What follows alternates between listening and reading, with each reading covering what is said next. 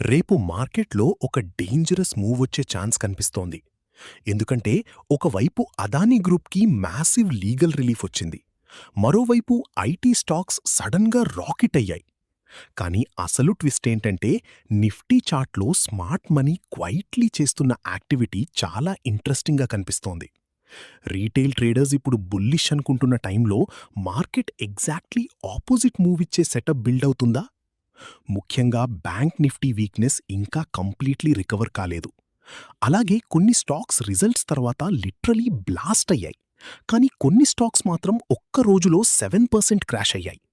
అంటే మార్కెట్ ఇప్పుడు clear message ఇస్తోంది: గుడ్ రిజల్ట్స్కి రివార్డ్, వీక్ ఎగ్జిక్యూషన్కి పనిష్మెంట్. ఈ వీడియో చివరి వరకు చూస్తే Nifty next move, bank Nifty danger zones, Adani impact, IT rally reason, Apollo Micro huge jump, Astral crash, Triveni turbine strength అన్నీ క్రిస్టల్ క్లియర్గా అర్థమవుతాయి. కాబట్టి వీడియోను స్కిప్ చేయకుండా పూర్తిగా చూడండి. ఇప్పుడు అసలు మ్యాటర్లోకి వస్తే, నిఫ్టీ చార్ట్ని క్లోజ్లీ అబ్జర్వ్ చేస్తే ప్రస్తుతం మార్కెట్ ఒక రేంజ్ బౌండ్ స్ట్రక్చర్లో మూవ్ అవుతోంది.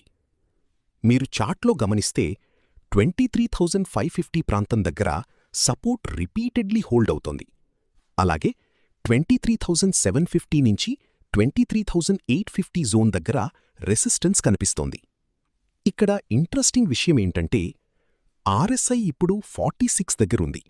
అంటే మొమెంటం ఫుల్లీ బుల్లిష్ కూడా కాదు, ఫుల్లీ బేరిష్ కూడా కాదు. ఇది exactly smart money waiting phase లాగా కనిపిస్తోంది. మోస్ట్ రీటైల్ ట్రేడర్స్ ఇప్పుడు కన్ఫ్యూజన్లో ఉన్నారు. అదే టైంలో ఎఫ్ఐఐస్ జనరల్గా ఇలాంటి లో మొమెంటమ్ జోన్స్లో అగ్రెసివ్ డైరెక్షనల్ బెట్స్ అవాయిడ్ చేస్తారు. కానీ ఒక్క విషయం మాత్రం క్లియర్: 23,550 డౌన్ సైడ్ బ్రేక్ అయితే సెల్లింగ్ ప్రెషర్ సడన్గా ఇంక్రీజ్ అయ్యే ఛాన్స్ ఉంది. మరోవైపు 23,850 డిసైసివ్లీ బ్రేక్ అయితే షార్ట్ కవరింగ్ ర్యాలీ రావచ్చు. కానీ అసలు హిడెన్ క్లూ వాల్యూమ్ యాక్టివిటీలో ఉంది. రీసెంట్ క్యాండిల్స్లో స్ట్రాంగ్ ఫాలో త్రూ బయింగ్ కనిపించడం లేదు. అంటే బయ్యర్స్ ఇంకా ఫుల్లీ కాన్ఫిడెంట్గా లేరు. ఇది మార్కెట్ నెక్స్ట్ మూవ్ కోసం వెయిటింగ్ మూడ్లో ఉందని ఇండికేట్ చేస్తోంది. ఇక్కడ గ్లోబల్ మార్కెట్స్ కూడా ఇంపార్టెంట్ రోల్ ప్లే చేయొచ్చు. యుఎస్ మార్కెట్ స్టేబుల్గా ఉంటే ఐటీ ర్యాలీ నిఫ్టీకి సపోర్ట్ ఇవ్వచ్చు.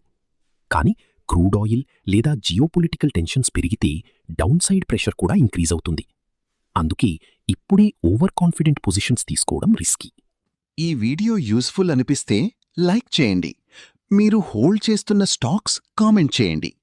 ఇప్పుడు బ్యాంక్ నిఫ్టీ గురించి మాట్లాడితే, బ్యాంక్ నిఫ్టీ ప్రస్తుతం నిఫ్టీ కంటే వీకర్ స్ట్రక్చర్లో కనిపిస్తోంది. 53,300 ప్రాంతం దగ్గర రిపీటెడ్ రెసిస్టెన్స్ వస్తోంది. అలాగే డౌన్ సైడ్లో 53,000 సైకలాజికల్ జోన్ ఇంపార్టెంట్ సపోర్ట్గా కనిపిస్తోంది. ఆర్ఎస్ఐ కూడా 42 దగ్గరుండటం వల్ల మొమెంటం వీక్గా కనిపిస్తోంది. ప్రైవేట్ బ్యాంక్స్ ఇంకా స్ట్రాంగ్ బ్రేకౌట్ ఇవ్వలేదు. పిఎస్యు బ్యాంక్స్లో కూడా అగ్రెసివ్ మొమెంటం తగ్గింది. ఇది ఓవరాల్ మార్కెట్కి వార్నింగ్ సిగ్నల్ లాంటిదే. ఎందుకంటే సస్టైనబుల్ ర్యాలీకి బ్యాంకింగ్ పార్టిసిపేషన్ చాలా ఇంపార్టెంట్. కానీ ప్రస్తుతం బ్యాంక్స్ సైడ్వేస్లో ఉండటం వల్ల నిఫ్టీ అప్సైడ్ కూడా లిమిటెడ్ అవుతోంది. మొదటిగా మార్కెట్ సెంటిమెంట్ని కంప్లీట్లీ చేంజ్ చేసిన న్యూస్ గురించి మాట్లాడాలి. అదానీ గ్రూప్కి హ్యూజ్ లీగల్ రిలీఫ్ వచ్చింది. US department of justice Gautam Adani మీద ఉన్న క్రిమినల్ ఛార్జెస్ని డ్రాప్ చేయడంతో Adani group stocks strong recovery చూపించాయి. ఈ న్యూస్ ఎందుకు ఇంపార్టెంట్ అంటే మార్కెట్లో కాన్ఫిడెన్స్ అన్నది పర్సెప్షన్ మీద ఎక్కువ డిపెండ్ అవుతుంది. అదానీ స్టాక్స్ గతంలో నెగటివ్ హెడ్లైన్స్ వల్ల భారీ ప్రెషర్ ఫేస్ చేశాయి. కానీ ఇప్పుడు లీగల్ ఓవర్ హ్యాంగ్ తగ్గడంతో ఇన్స్టిట్యూషన్స్ మళ్లీ ఇంట్రెస్ట్ చూపించే అవకాశం ఉంది. కానీ ఇక్కడ ఇన్వెస్టర్స్ గుర్తుపెట్టుకోవాల్సిన విషయమేంటంటే షార్ట్ కవరింగ్ ర్యాలీ మరియు లాంగ్ టర్మ్ ట్రెండ్ రెండూ వేర్వేరు. అంటే సడన్ స్పైక్ వచ్చినంత మాత్రాన స్ట్రెయిట్ ర్యాలీ కంటిన్యూ అవుతుంది అని అజ్యూమ్ చేయకూడదు. ఇప్పుడు మార్కెట్లో బిగ్గెస్ట్ సర్ప్రైజ్ ఏంటంటే IT rally. Infosys, tech Mahindra లాంటి స్టాక్స్ అరౌండ్ 4% వరకు జంప్ అయ్యాయి అని రిపోర్ట్స్ చెబుతున్నాయి.